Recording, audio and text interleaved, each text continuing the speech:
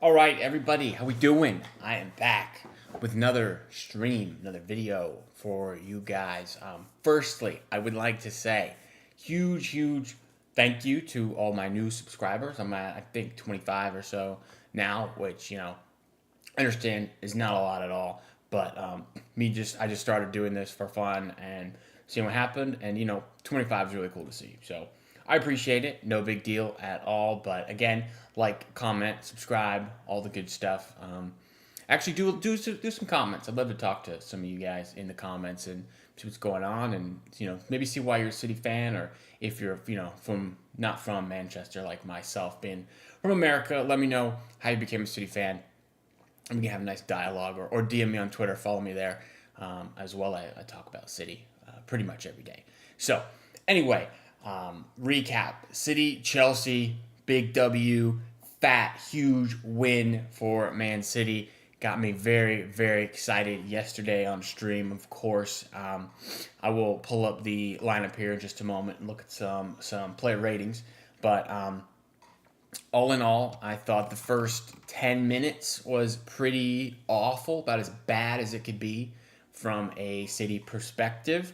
But following the 10 minutes, it was all City, honestly. Chelsea had very few opportunities following the first 10 minutes, and I'm not really surprised that in the end we get the 3 points and the win. So I will pull up right here the Mob, which is the best best website you can get for stats and whatnot. I love them. So for me, man of the match, Josko Vardiol. Thought he was unreal yesterday. Proved why, again, he is one of the best left backs in the world, if not the very best left back in the world. And, we didn't even buy him as a left back. We bought him as a center back. So, Pep masterclass, I guess you could say. Ederson, pretty good in general. Made a couple of key saves. The first goal was nothing to do with him. Nunez, again, really good performance at right back. Probably his best performance as a right back for us. Everybody knows Husanov's, it was a rough debut for him, is what it is. I don't think it's that big a deal. I mean, the dude doesn't speak English. I'm not sure how he's supposed to command a back line with a kanji, Really tough start, gives away the goal, gives the ball away, gets a yellow. But following, 10 minutes for Kusanov, I thought he was really good. He made some blocks. He early in the second half, when he was still on before his substitution, he made a nice tackle, barged into shoulder with Jackson and kind of bodied him. So you can see some pace, you can see some aggression. So I'm sure that people are cooking him online and whatnot, but it's unnecessary. I mean, dude's 20 years old, doesn't speak English. I don't know what we should expect.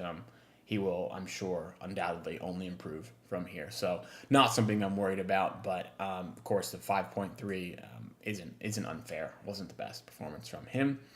Gundogan, Kovacic, Bernardo as a midfield three. I was nervous before the game, seeing Husanov and Marmoush in the starting lineup. I'm like, awesome.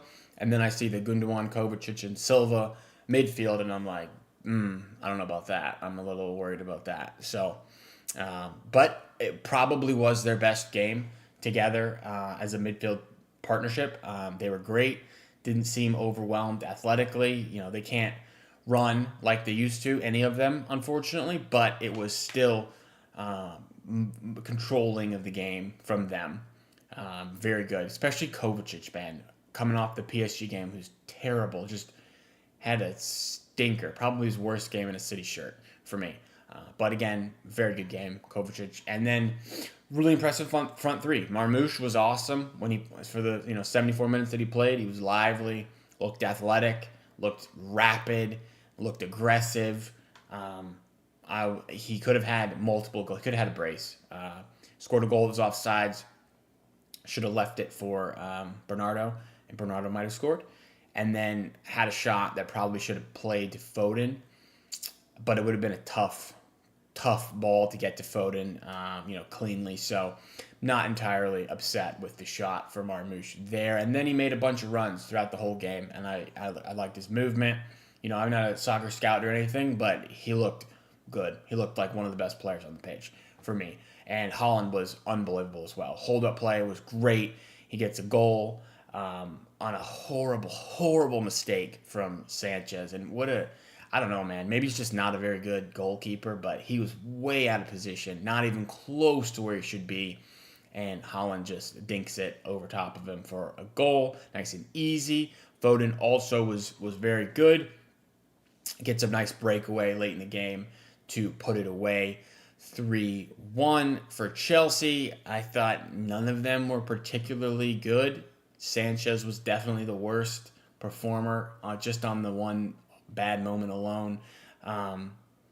Nico Jackson gets a goal. Madueke gets an assist, and Madueke gets the tap in there. But no one else really stood out for me. I mean, they kind of didn't really create much at all. But yeah, I mean, overall, really impressive performance from City. Probably our best performance in quite some time, to be honest. Quite some time. Now, I will look quickly here at Man City's fixtures. It is a brutal, brutal stretch coming up. Wednesday, huge game.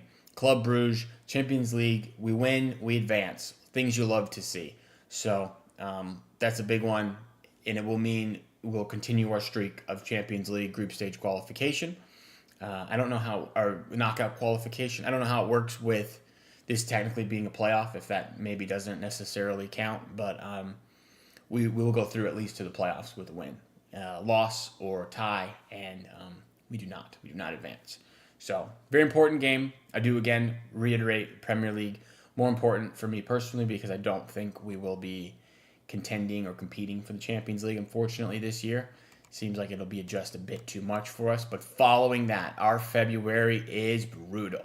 You see Arsenal at the Emirates, FA Cup game against Leyton Orient, which hopefully we would be, winning that one. We got Newcastle at home. We have Liverpool at home. We go to Tottenham, and we go to Forest.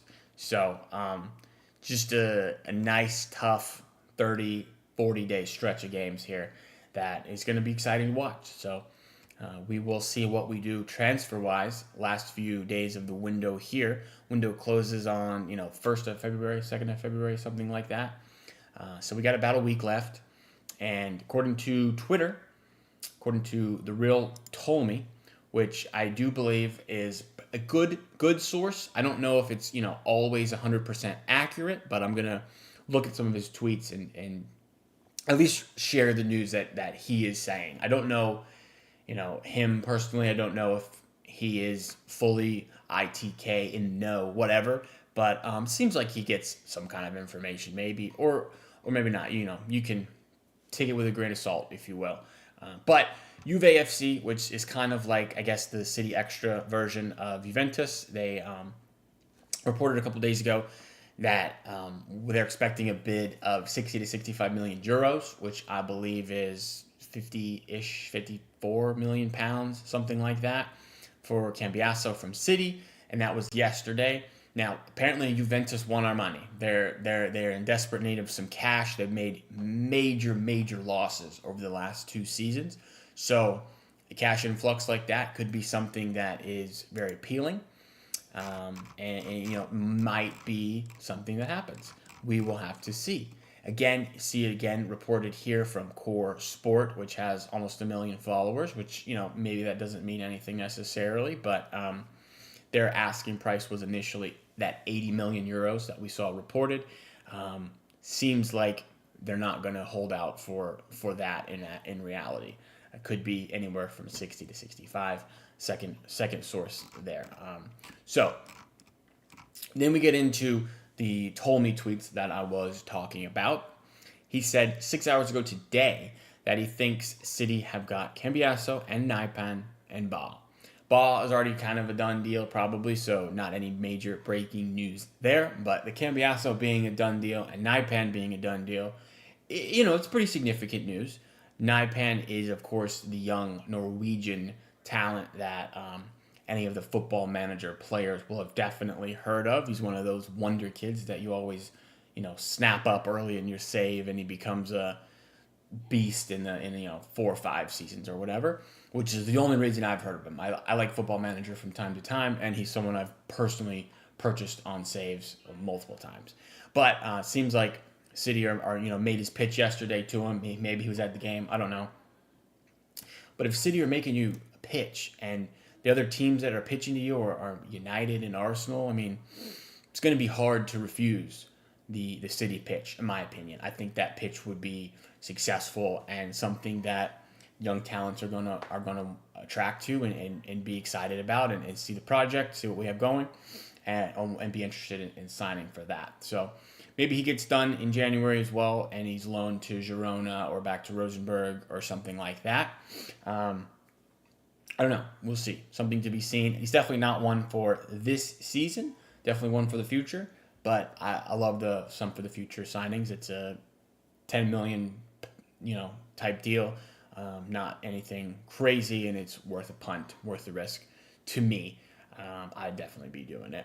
Then he also says he thinks we have got Cambiasso, which, the other reports are saying that 60 to 65 million bid is what's coming in, and that's what they're looking for. So could happen, maybe not, but I imagine this other tweet right here talking about qualifying the Champions League likely informs who else we can sign before the window closes.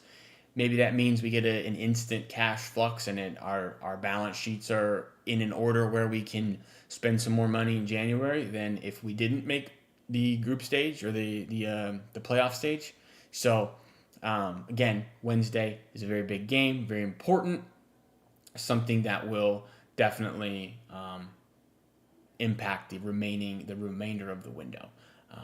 Anyway, elsewhere, we have reports that he thinks there could be five players, including Ba, Echeverry, Naipan. The other two would be Louise and Louise and Cambiasso. I think that's what he's getting at. So maybe we do get Douglas Louise. That would be pretty cool as well. Let's see here. That was most of the tweets that I had seen that I thought were relevant. Again, City 3-1, dominant win, very awesome, and interesting news in the transfer market. So that's most of my video today. I'm gonna wrap it up there. Appreciate anybody who watches and sticks around. You guys are the best. I like seeing my channel keep growing. It's really cool. I'd love to be on some other people's shows or have people on my show and just chop it up and talk about City. So with that being said, whenever there is more news, I will be back right away as soon as possible.